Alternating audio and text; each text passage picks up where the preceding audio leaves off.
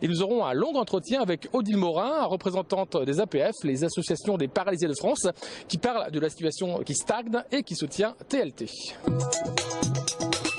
Donc bonjour Odile Morin, vous êtes représentante départementale de l'APF, l'Association des paralysés de France. On vous a laissé le mois dernier, ou il y a quelques semaines, vous aviez envahi, le 27 mai. Voilà, vous aviez envahi la préfecture pour dénoncer cette non-accessibilité des personnes handicapées, à Toulouse notamment.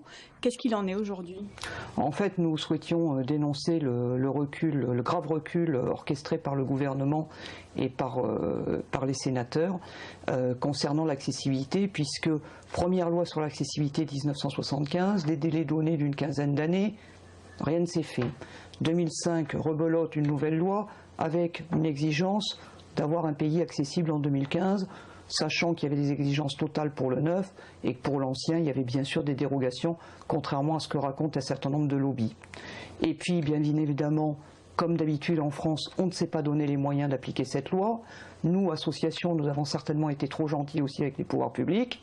Et nous avons maintenant un gouvernement de gauche, de surcroît, qui, après une soi-disant concertation dans laquelle les associations se sont fait surtout enfumer et balader, nous avons en 2014 un Premier ministre qui annonce qu'il va passer par voie d'ordonnance, c'est-à-dire pas de débat démocratique, pour prévoir un système qui de toute façon met fin à la loi de 2005 et qui permet à tous ceux qui n'avaient rien fait d'être récompensés en ayant de nouveau des... Nous avons averti le gouvernement que nous ne lâcherons pas.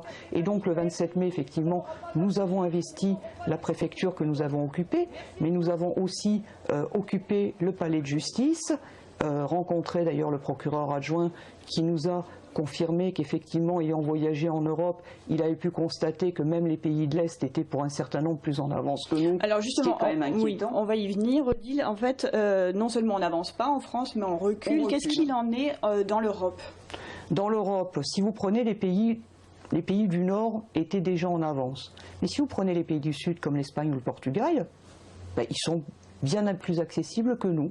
Parce qu'ils ont peut-être fait moins de lois, mais ils ont fait appliquer les textes. Et puis il y a peut-être effectivement un souci plus important de l'autre et de la différence dans ces pays, peut-être qu'en France. En tout cas, nous on a du mal à expliquer comment la France peut se tirer une balle dans le pied avec le vieillissement de la population, en n'anticipant pas les besoins, en générant des coûts faramineux pour les collectivités, pour la société, pour les familles, en continuant à mettre les personnes âgées dans des EHPAD au lieu de leur permettre le maintien à domicile qu'elles souhaitent, en compliquant la vie des couples, des familles, de la personne même qui s'est pété la jambe et qui va être bloquée chez elle 6 mois, qui ne pourra pas bosser tout simplement parce que son appartement n'est pas accessible ou son entreprise n'est pas accessible. On se tire une balle dans le pied et ça, c'est nos politiques qui l'ont décidé et c'est inadmissible. Alors on parlait de la manifestation de la dernière fois, c'est vrai que vos actions depuis toujours ont été largement relayées par TLT qui est la télé locale toulousaine, France 3, etc. Quel a été le vecteur TLT pour le coup pour vous? Ben nous, TLT c'est une télévision de proximité qui donc donne largement la parole aux Toulousains et à toutes les personnes concernées. Et nous, on a toujours été très contents de la manière dont vous avez rendu compte de nos actions, parce que effectivement, on n'a pas les moyens de mobiliser des milliers de personnes ou des centaines de milliers de personnes à cause de nos problèmes de déplacement, à cause de nos problèmes de santé. Et donc, s'il n'y a pas des médias pour rendre compte de ce que l'on fait, on est invisible. Or, on a besoin d'être visible et on a besoin qu'il y ait une pluralité de médias sur une agglomération aussi importante que Toulouse, qui est la 4e ville de France. N'avoir qu'un seul média télé, et encore puisqu'il est question de supprimer la locale de Toulouse, c'est complètement... Enfin, on a le sentiment quand même que tout est organisé pour que les médias deviennent de plus en plus uniformes et ne nous parlent que de la vie des people et ne parlent pas des choses importantes.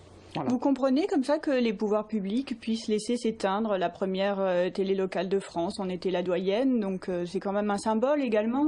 Ben non, on ne le comprend pas. Ça fait partie des nombreux reculs qu'il y a dans ce pays où finalement l'argent, le pouvoir de quelques individus les plus importants compte plus que la vie de l'ensemble de la population.